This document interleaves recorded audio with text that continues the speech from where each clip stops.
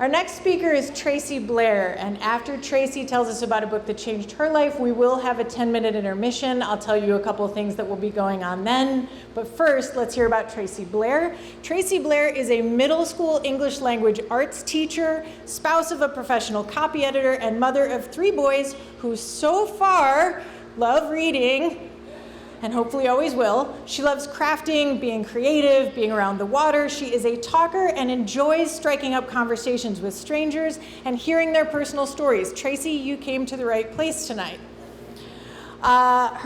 She has taught grades 5 through 12 and dabbled in school librarianship. Her entire adult career has consisted of 18 years in schools, specifically 5 different schools, 4 different states. Has a master's degree in education and library and information sciences. That's not dabbling, girl, you're a librarian. She wants you to know she is a slow reader and wishes she was more caught up on current bestsellers, but loves discussing and picking apart literature with anyone who wants to join her. Being a teacher, she says, gives her hope for the future. Education and literature gives students the chance to learn about things and people and ideas outside of themselves. Tracy Blair is coming up to tell us about a book that changed her life.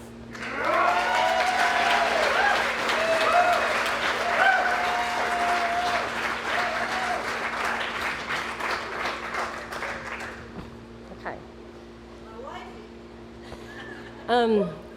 I know intermission is after me, so if you were my 8th graders right now, I'd say it's okay, like we're almost there. Do we need to play some quick silent ball to wake ourselves up? But like, you guys look okay, so we'll forge on.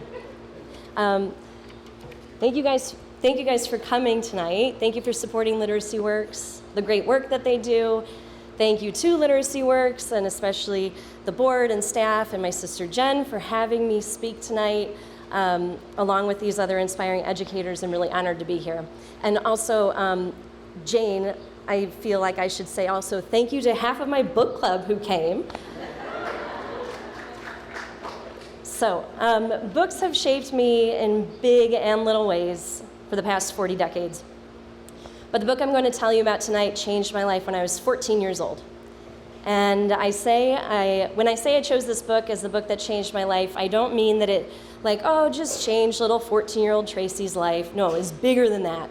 I'm saying this book unveiled the path to my future, the one that I'm living today.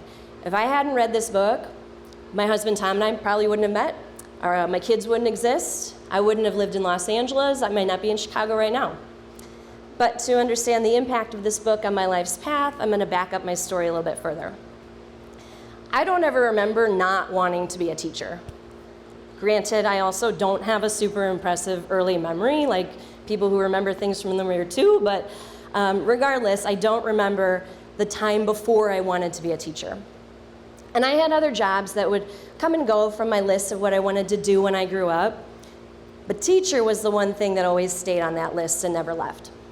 So since at least 1st grade, I knew I wanted to read in front of a class that had their own little copies to follow along, and I wanted to write my letters on a chalkboard in big bubbly handwriting like my 4th grade teacher. I wanted to make photocopies.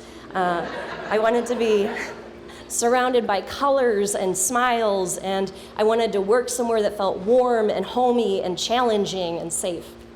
So my life was changed by this book when I was 14 years old and in freshman English at Regina, because it was this book where I learned not only did I want to be a teacher, but I wanted to be an English teacher.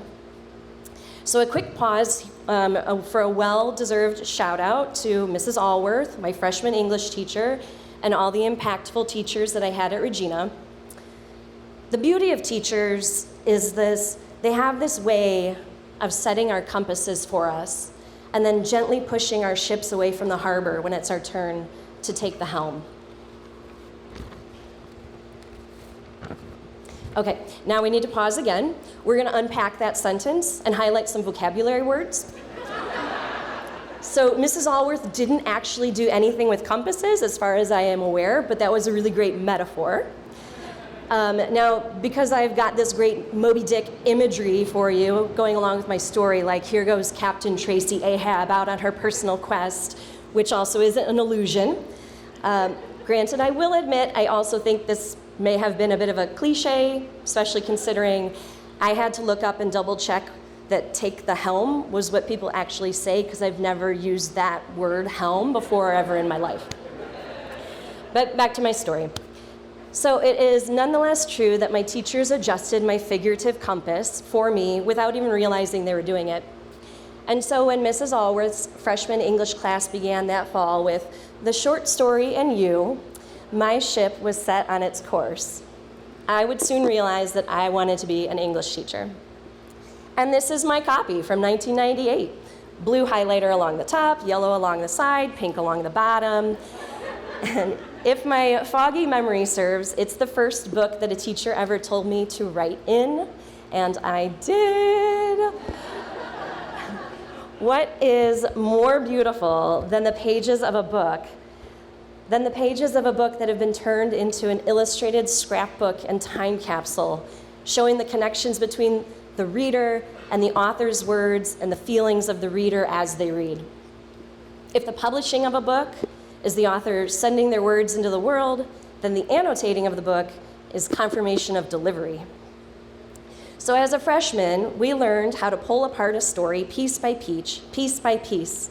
And in the front cover, I listed each term as we learned them: characterization, foreshadowing, point of view, irony, allusion, allegory. And in the text next to each story, I highlighted in multiple colors, wrote in 14-year-old cursive, and sometimes bubble letters, marking things like how the fall of the House of Usher had a double meaning, or how the studio of the master was symbolism for getting into Usher's mind, which was the huge empty room.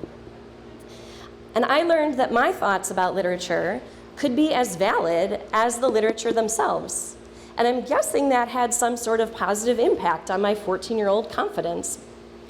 I was taught that as long as I could point to evidence in the text, again, like Jane said, and as long as I could provide a quote that backed me up, then my argument was worthy of arguing. Don't bother with arguments backed up by your own opinions, but if there's evidence there and you can organize it and explain its significance, then you make that argument, you stand your ground, and you prove your thesis.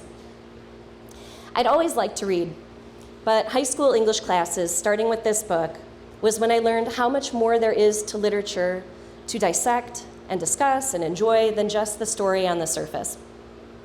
And as a young teenage girl still coming into her own voice, it was eye-opening to see all the ways there are to communicate your thoughts.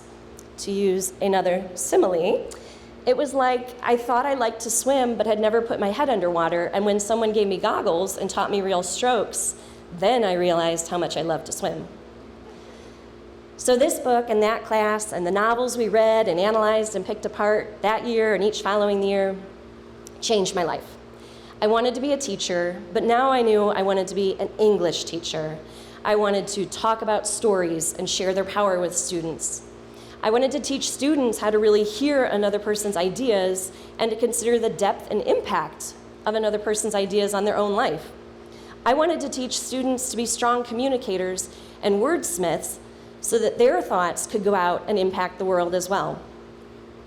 So I'm going to finish with a passage from the introduction of the short story and you.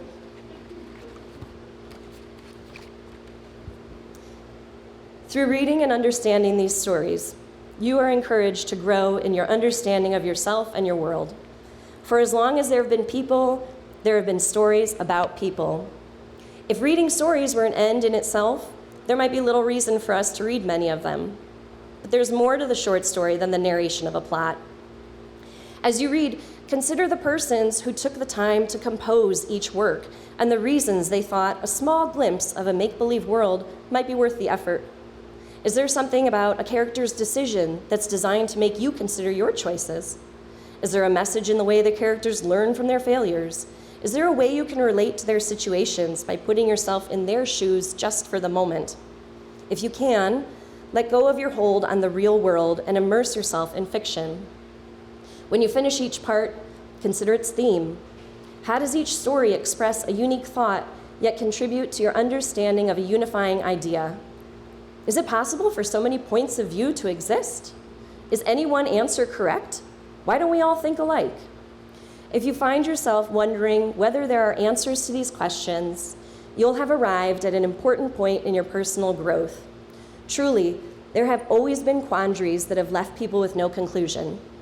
The existence of these questions in the human spirit is the reason for our desire to know more. As long as there are people, there will be questions. As long as there are questions, there will be stories.